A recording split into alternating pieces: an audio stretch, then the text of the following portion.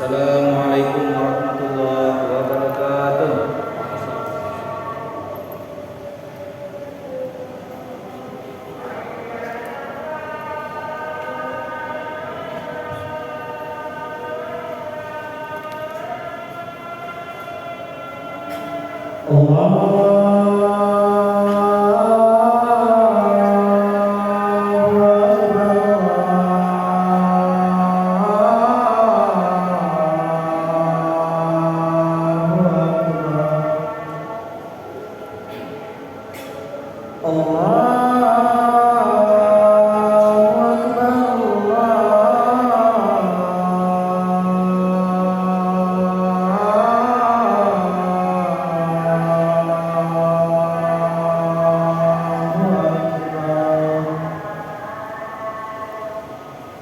أشهد أن لا إله إلا الله.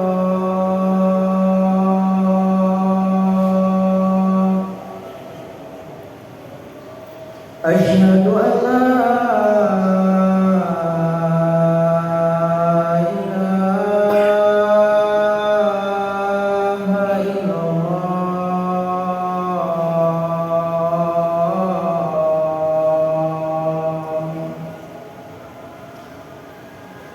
أشهد أن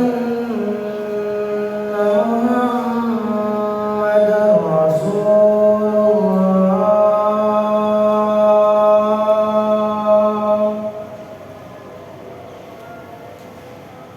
أشهد أن محمدًا رسول الله.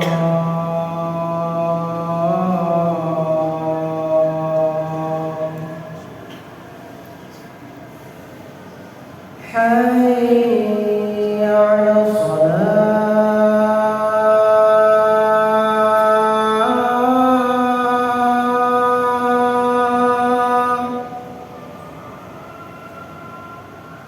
حي على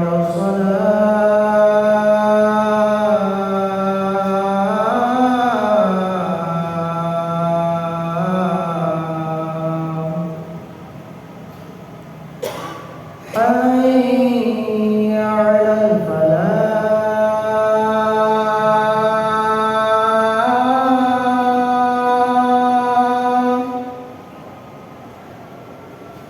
حي على الفلاح.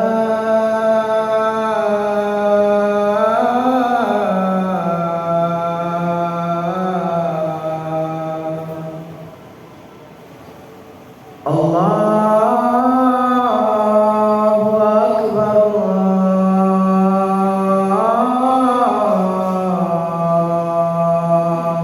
أكبر. لا إله إلا الله.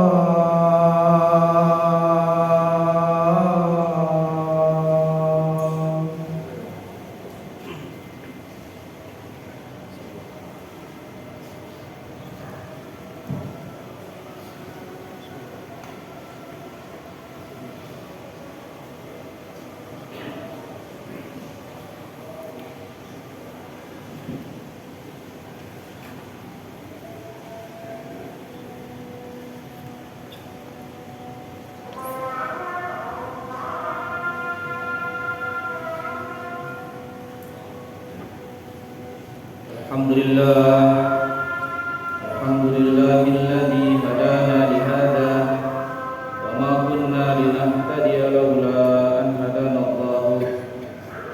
Asyhadu an la ilaha illallah wahdahu la syarika lahu wa asyhadu anna Muhammadan abduhu wa rasuluhu la nabiyya ba'dahu. Allahumma salli wa sallim wa barik ala nabiyyina Muhammadin wa ala alihi wa sahbihi wa man walahu. Amma ba'd. Fa ya ibadallah, usikum wa nafsi bi taqwallah, faqad faza al-muttaqun. وقال تعالى في كتابه الكريم أعوذ بالله من الشيطان الرجيم بسم الله الرحمن الرحيم يا أيها الذين آمنوا اتقوا الله حق تقاته ولا تموتن إلا وأنتم مسلمون. Jamaah salat Jumat sekalian, pertama sekali saya menghimbau kita semua untuk bertakwa kepada Allah. Bertakwa dalam makna kita takut kepada Allah, takut apanya? Takut ancaman hukumannya. Membayangkan betapa mengerikannya hukuman Allah Subhanahu wa taala, maka kita menjadi tidak berani menerobos larangannya. Karena membayangkan betapa mengerikannya hukuman itu, sehingga kita merasa lebih ringan untuk menjalankan kewajibannya. Dan ketakwaan itu digambarkan oleh seorang sahabat pada saat ditanya tentang hakikat ketakwaan, yaitu Anda ibarat berjalan di sebuah jalur di mana di situ banyak hal yang berbahaya yang mungkin Anda injak, maka Anda pasti akan berhati-hati menghindari yang berbahaya itu. Begitulah ketakwaan. Dalam hidup kita ini, di depan kita ada yang halal, ada yang haram. Yang halal silahkan, tapi yang haram waspada. Menghindari diri dari yang haram, itulah yang dimaknai oleh kita kaum muslimin sebagai ketakwaan. Jamaah sekalian, kita masih hangat dalam momen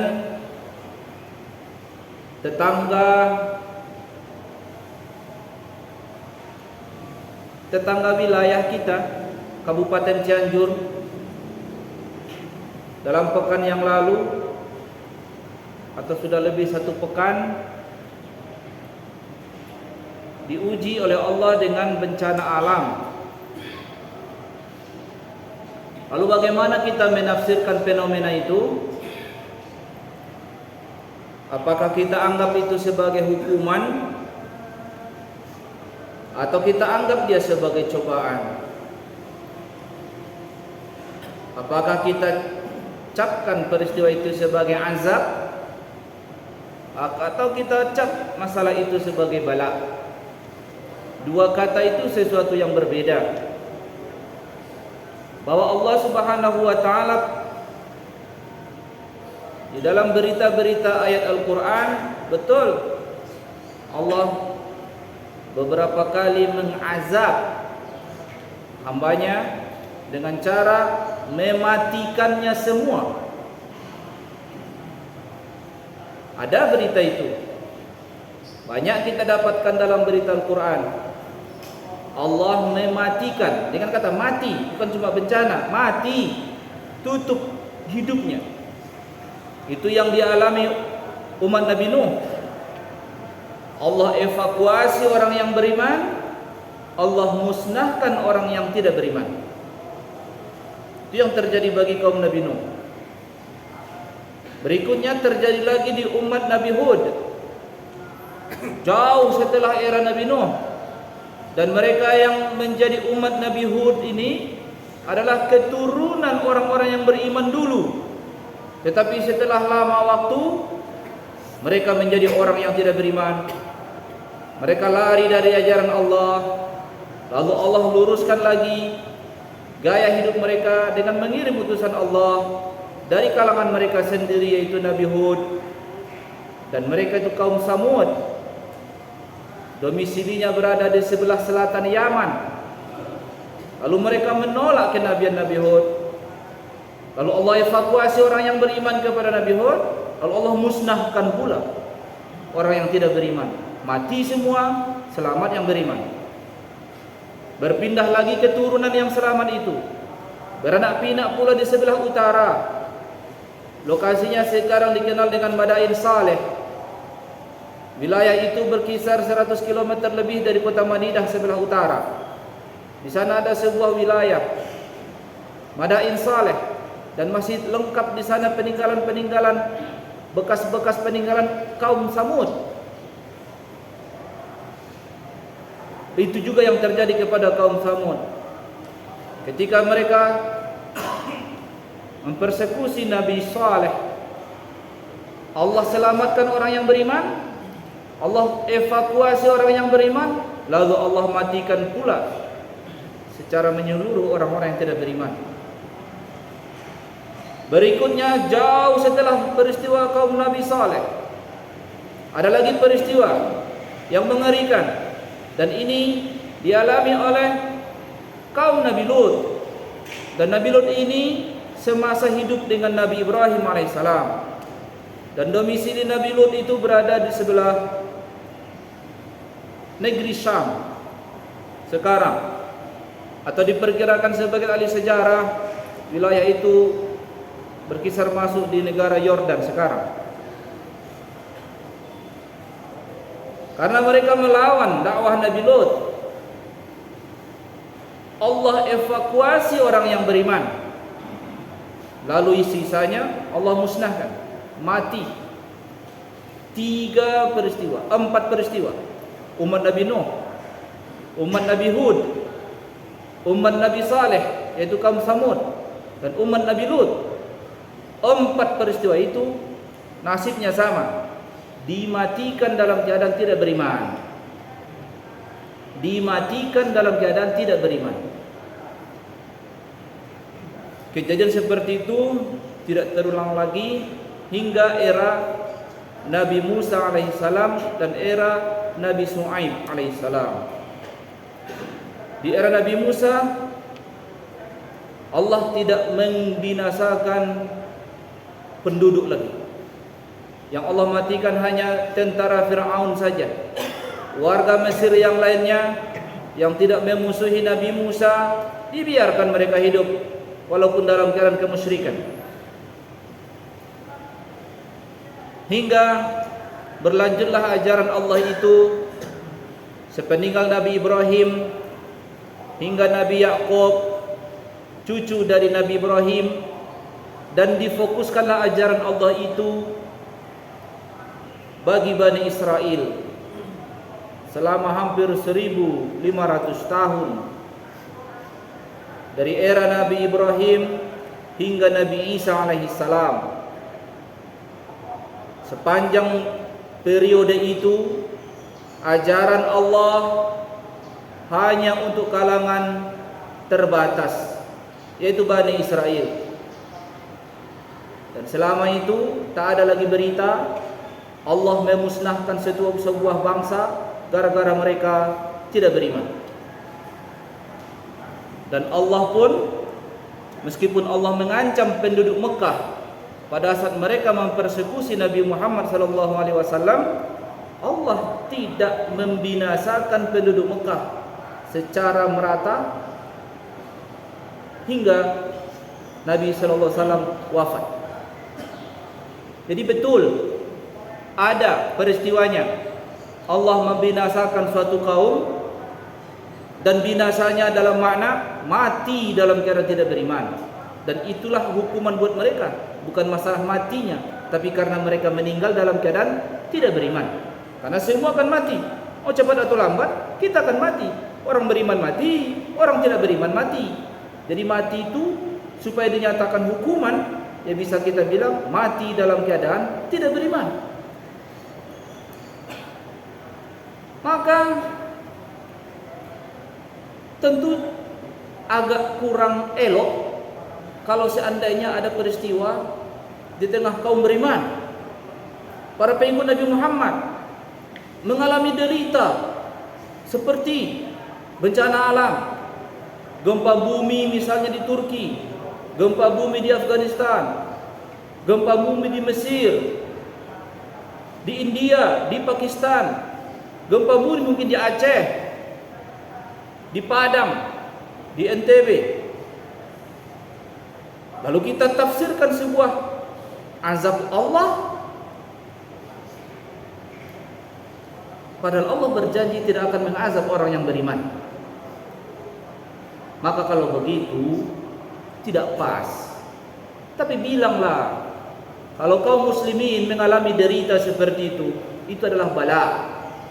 Dan bala memang Allah janjikan akan kena bala. Allah janjikan orang beriman itu akan kena bala. Tapi varian bala itu banyak. Dan Allah apabila ingin menaikkan derajat hambanya, maka Allah berikan dia bala. Begitu berita Nabi Muhammad SAW dalam hadis sahihnya. Oleh karena itu, kalau seandainya melihat saudara-saudara kita sedang terkena bencana seperti itu, lalu kita kasih cap kena azab Tuhan, kayaknya perlu kita kaji ulang. Karena Allah tidak mengazab orang beriman. Bahwa kita mengalami bala, iya. Bala itu macam-macam. Wala nabluwannakum bi syai'in minal khaufi wal ju'i wa naqsin minal amwali wal anfusi wath thamarat. Abasyiris sabirin alladziina idza asabatuhum musibatun qalu inna lillahi wa inna ilaihi raji'un.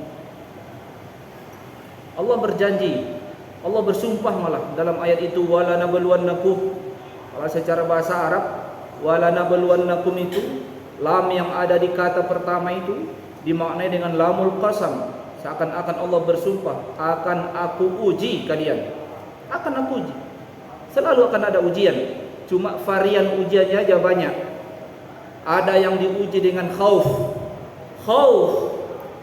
Jadi ternyata ujian nomor 1 itu bukan bencana alam, tapi khauf. Dan khauf itu adalah kecemasan, takut akan sesuatu, mengalami sesuatu yang enak di kemudian hari tapi belum terjadi. Takut berkurang rezeki, takut kecewa,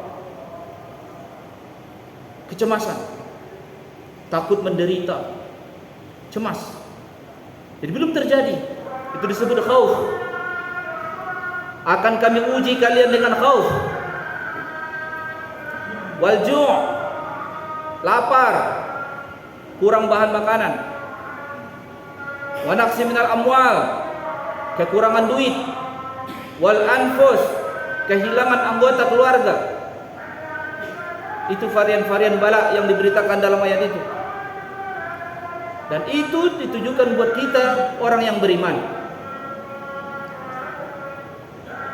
Jadi bala Allah janjikan akan ada. Di ayat yang lain Al-Quran juga memberitahu bala itu nggak selalu nggak enak. Kadang bala itu juga diuji dengan yang enak. Allah membala kita bil hasanati was sayyiat. Allah memberikan varian bala itu kadang nampaknya elok, tampaknya enak. Tapi juga Allah bikin bala itu berupa yang tidak enak.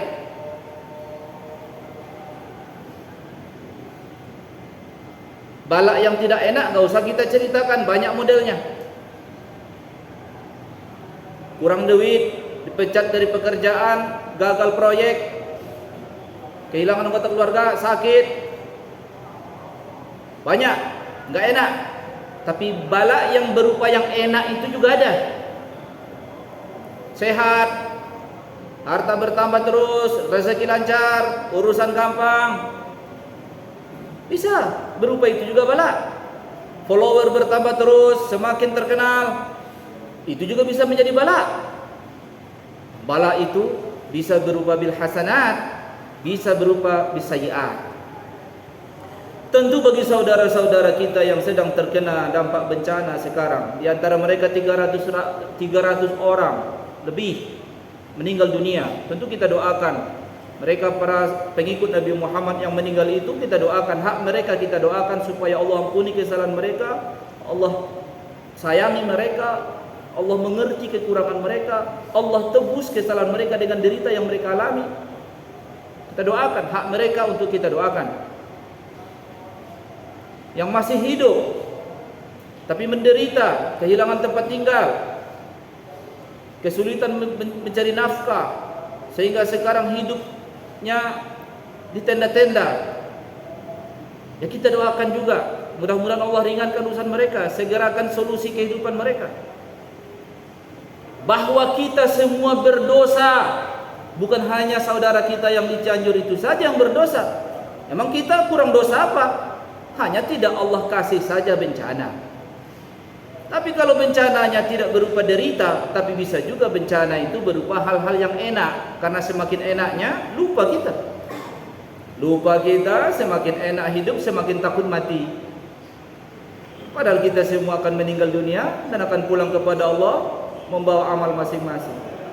Pernah suatu waktu seorang sahabat Rasul kaya raya. Kaya raya. Dia pebisnis sukses, hijrah dari Makkah ke Madinah. Ditawarin orang dia tempat tinggal, ditawarin orang dia istri pun dia tolak.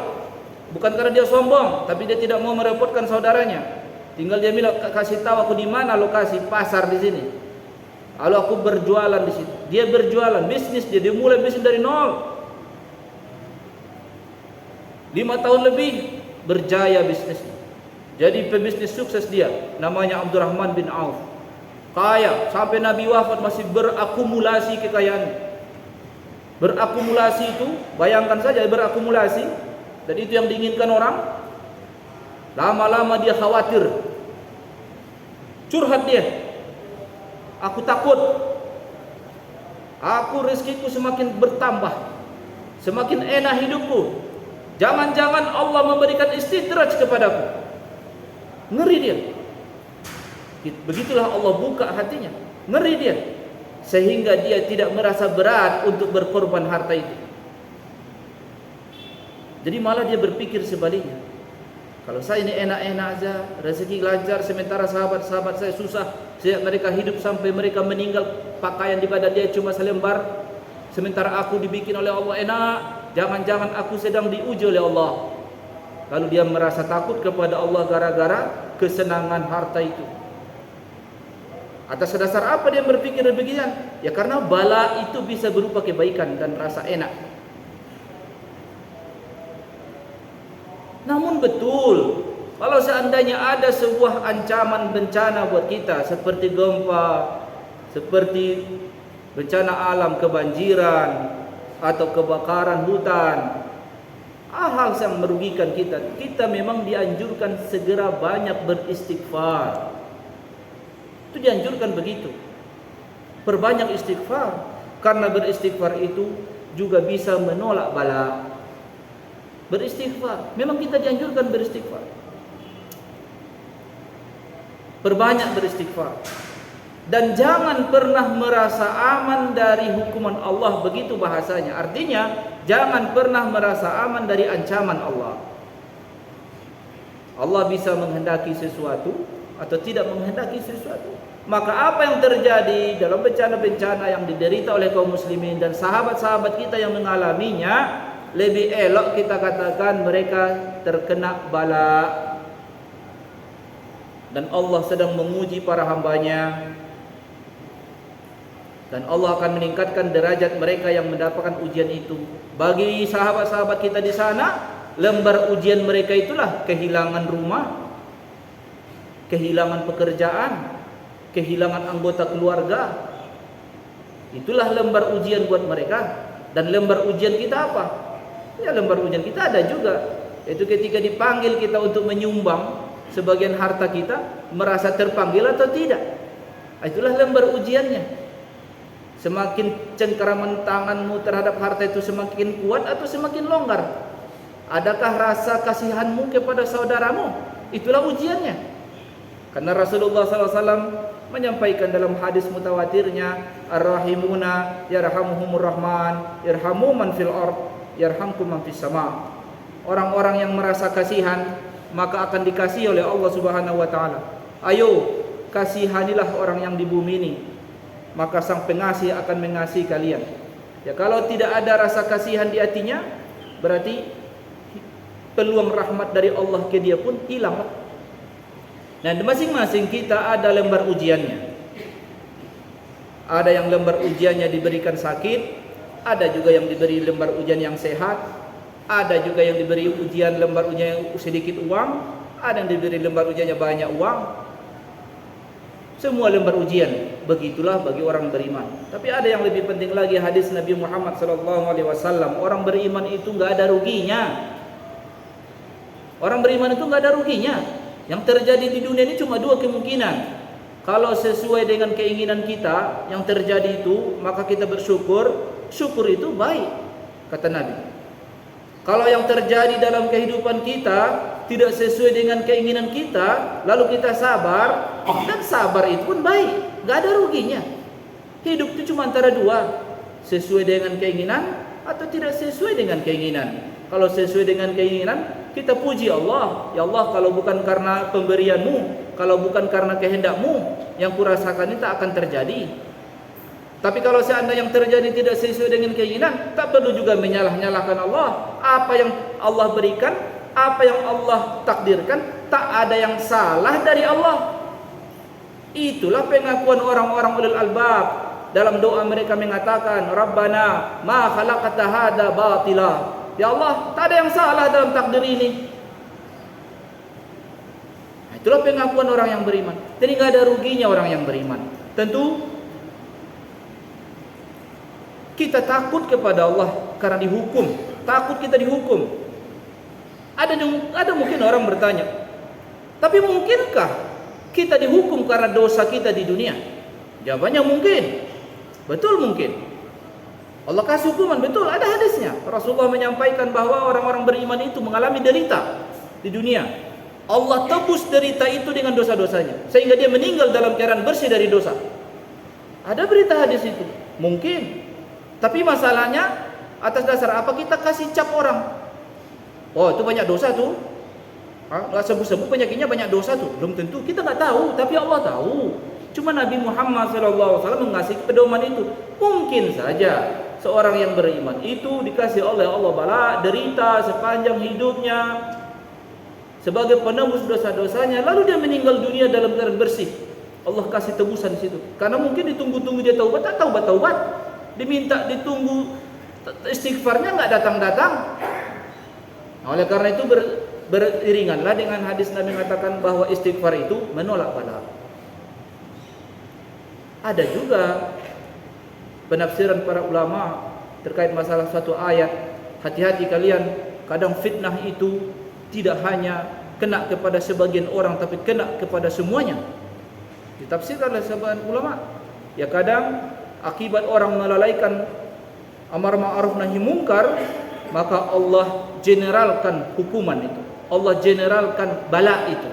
Allah generalkan fitnah itu. Ada kemungkinan itu.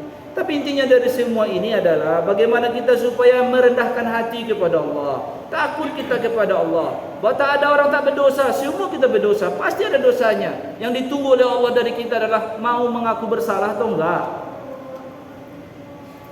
Maka istighfarlah segera, menyesal atas segala kesalahan.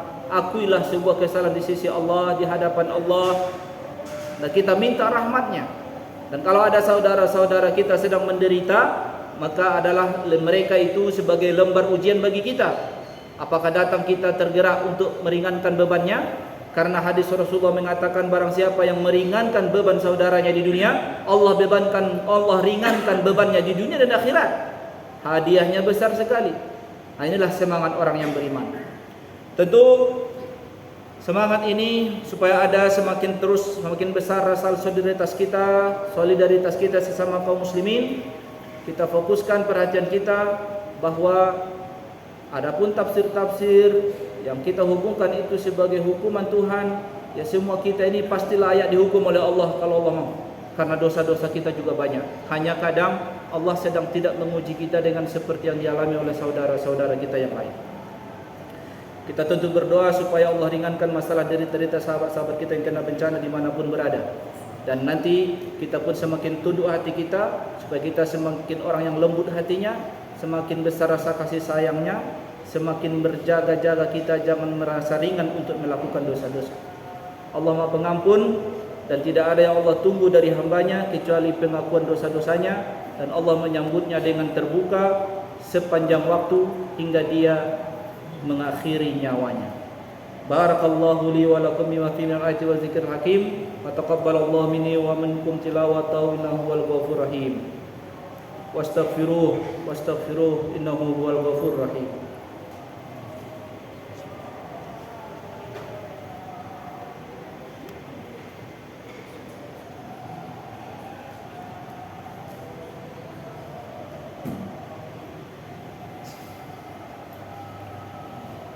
Alhamdulillahi rabbil alamin wa bihi nasta'in ala umuri dunya waddin. Asyhadu an la ilaha illallah al-malikul haqqul mubin wa asyhadu anna Muhammadar Rasulullah shadiqul wa'dil amin.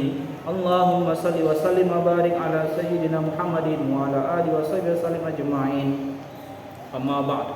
Faya ibadallah usikum wa nafsi bitaqwallah faqad fazal muttaqun. Faqala ta'ala fi kitabihil karim, a'udzu billahi minasy syaithanir rajim. Bismillahirrahmanirrahim. Ya ayyuhalladzina amanu taqullaha haqqa tuqatih wa la tamutunna illa wa antum muslimun. Inna Allaha wa malaikatahu yusalluna 'alan nabi. Ya ayyuhalladzina amanu sallu 'alaihi wa sallimu taslima. Allahumma salli wa sallim ala sayyidina Muhammadin nabil ummi wa ala alihi wa sahbihi wa radallahu ala khulafa'ir rasyidin Abi Bakr wa Umar wa Utsman wa Ali wa ala baqiyati sahabati wat tabi'in wa tabi'in tabi'in wa man tabi'ahum bi ihsan ila yaumil wa alaina bi rahmatika ya arhamar rahimin. Allahumma ighfir lil muslimina wal muslimat wal mu'minina wal mu'minat al ahya'i minhum wal amwat innaka sami'un qaribun mujibud da'wat ya qadiyal hajat. Allahumma inna nas'aluka rahmataka ya rabbal alamin. Allahumma anzil alaina rahmataka wa sakinata fi qulubina bil Qur'anil karim. Allahumma inna na'udzu bika minal bala wa na'udzu bika minal fahsya wa na'udzu bika minal zina wa na'udzu bika minal fahsya'i wal munkar wal baghi. Allahumma inna nas'aluka ma sa'alaka minhu nabiyyuna Muhammad sallallahu alaihi wasallam wa nasta'izu bika min syarri ma sta'azaka minhu nabiyyuna Muhammad sallallahu alaihi wasallam. Allahumma inna nas'aluka ridhaka wal jannah wa na'udzu bika min sakhatika wan nar. Rabbana zalamna anfusana wa illam taghfir lana wa tarhamna lanakunanna minal khasirin. Rabbana atina fid dunya hasanah wa fil akhirati hasanah wa qina adzaban nar. Ibadallah, innallaha ya'muru bil 'adli wal ihsani wa ita'i dzil qurba wa yanha 'anil fahsya'i wal munkari wal baghi ya'izukum la'allakum tadhakkarun. Fadhkurullahal 'azim yadhkurkum washkuruhu 'ala ni'amihi yazidukum wa la dzikrullahi akbar. Aqimis shalah. Allahu akbar. Asyhadu an la ilaha illallah. Asyhadu anna Muhammadar Rasulullah. Hayya 'alas shalah. Hayya 'alal falah.